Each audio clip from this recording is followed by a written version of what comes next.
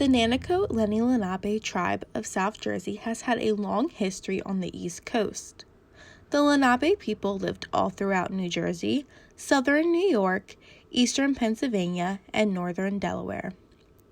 The Lenape had many autonomous communities living within these regions that all had their own chief. Women were held at a high value politically and socially in Lenape life, and they made many decisions for their communities. However, when settlers came over, they were not used to dealing with women in diplomatic affairs and refused to handle business with women, therefore putting women at the back burner of those political and diplomatic dealings.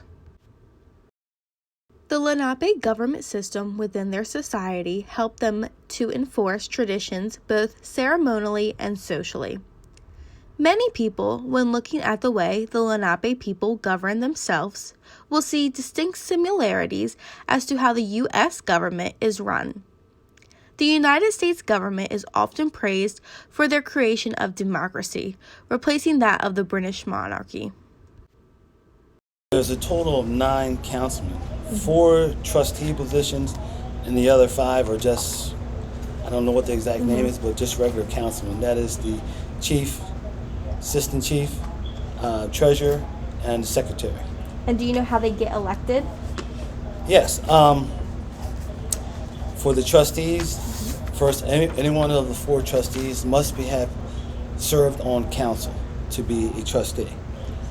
And as far as the council, you just have to be a member in good standing to be nominated. However, when children learn about the foundations of the U.S. government and how the Constitution was created, they do not learn about the heavy influence indigenous people had.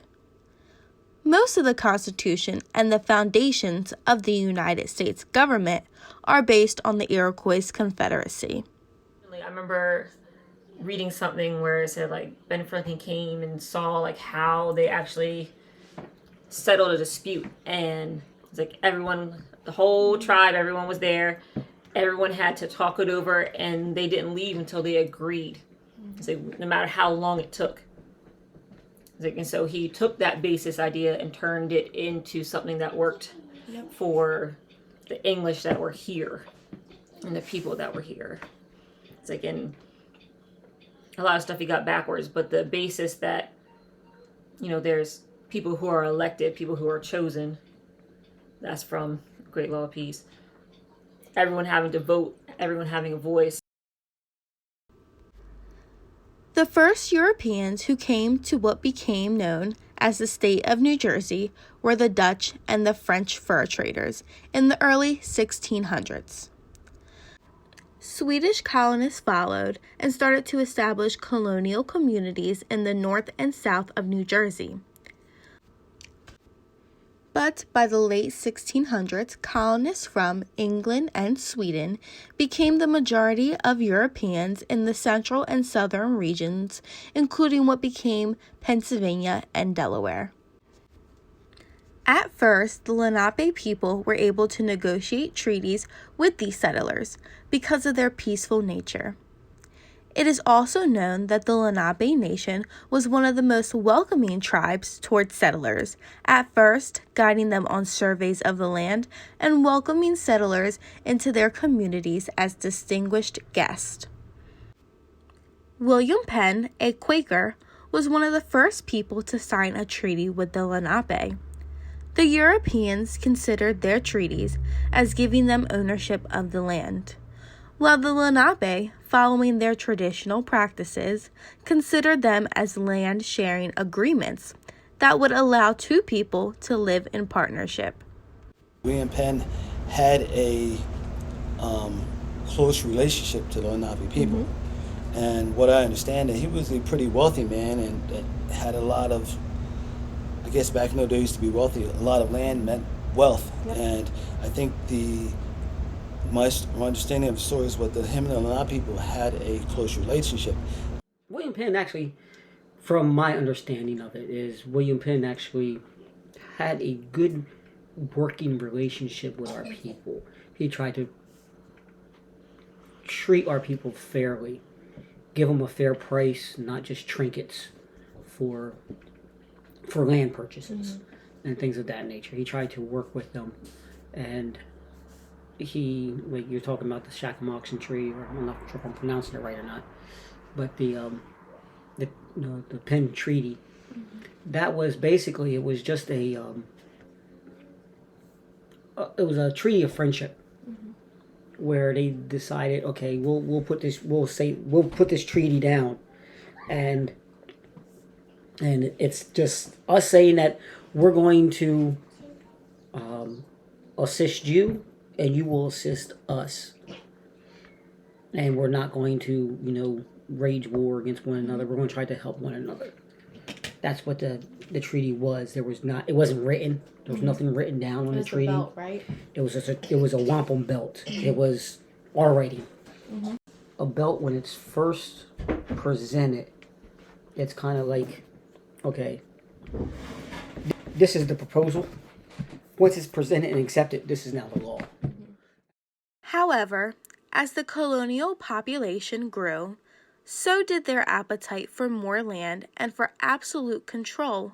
It would not take long for the colonists to unlawfully take land and rights away from the Lenape people through deception and force. One of those colonists who took Lenape land through deception was William Penn's son, Thomas Penn, who created a fake document that would be known as the Walking Purchase of 1737. This fake document took miles of ancestral land from the Lenape people in Pennsylvania that they would never get back. When they took over, they came up with this idea that they presented to the Lenape people, and the idea was, for them to fairly trade for a piece of land. And their concept of fairly trading was they would, and the Lenape people agreed to it. For as far as a man could walk in a day and a half, that's how much land the Lenape people would surrender. So, and they set a date and a time when this would take place. Well, when the date and time arrived, the Lenape people got there, and they saw that there was a path cut through the woods. And there were 3 people selected to do this walk. Well, when the gun went off, they took off running. And they ran and ran and ran for as long as they could. The Lenape people did not agree with this. They actually walked away from it. They said, this is not what we agreed to. It's supposed to be somebody who will be able to walk. They're supposed to be we expect them to walk. If they get hungry, stop, shoot a squirrel, cook a squirrel, build a fire, cook a squirrel, they continue to walk. That's what we agreed to. This is not what we agreed to. And so when it was said and done, I forget the number of acres, but it was in the thousands and thousands of acres that were lost. Yep. And that was the walking purchase that took place. And even though the Lenape people did not honor that walking purchase, it still went through as being official. Even though the Lenapes, cried foul on it. This unlawful taking of Lenape land was only the beginning of the violation of Lenape sovereignty and civil rights. As time went on, the Lenape had to battle diaspora of their people and retain their cultural and political systems, while America was now getting populated by foreigners.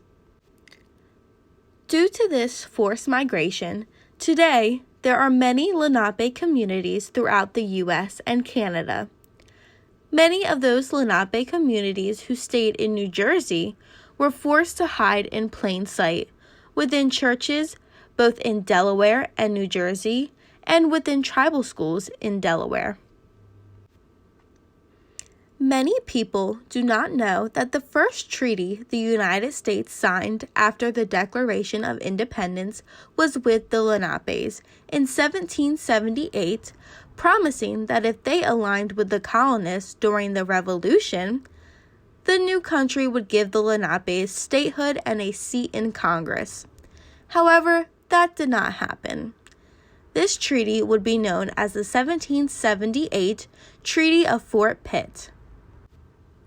It was not until the 1980s that the Nanticoke Lenni-Lenape tribal nation and the two other tribes of New Jersey, the Ramapo Lenape and Powhatan Lenape, were granted with their state recognition by New Jersey.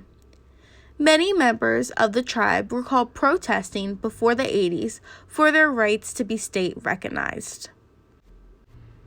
We were out in the streets of Bridgeton and Trenton and different places protesting to stopping traffic up there on Broad Street Hill, to let people know we were still here. Oh, yeah, and to get attention of the local politicians and state politicians. Yeah, we did. We had to go through all that. Me being 9 years old out there protesting, in 1980. However, the three tribes in New Jersey's state recognition status was put into question almost immediately after being recognized by the state on beliefs that the tribes wanted recognition to open a casino. The belief that all tribes want to open up a casino has been a racist stereotype that has plagued indigenous nations. This stereotype and racist belief was also backed by big Atlantic City casino entrepreneurs.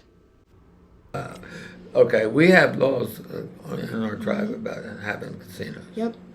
And primarily it's for two reasons. One is spiritual, and because we know it's going to drag our people down, But the other one is the fact that anything that we touch that would interfere with the money-making situation with the state, it was going to be a black mark on our character.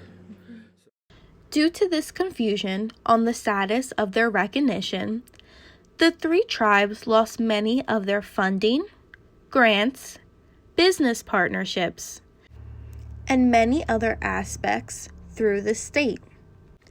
The Nanticoke Lenni-Lenape tribe filed a lawsuit against the state of New Jersey in 2015, stating that the state of New Jersey was stripping the tribe of their basic civil rights.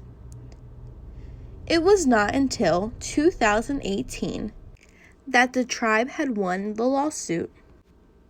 Public support for the continued state recognition is important to the tribe. Members of the public can attend the quarterly meetings of the New Jersey Commission on Indian Affairs to learn more about these and other issues that affect the state's tribal communities. Letters can be sent to the New Jersey delegation to Congress and to members of the State Assembly in support of those issues. Students can also advocate in their schools to learn more about the history of their local Native American communities. Wanishi, thank you.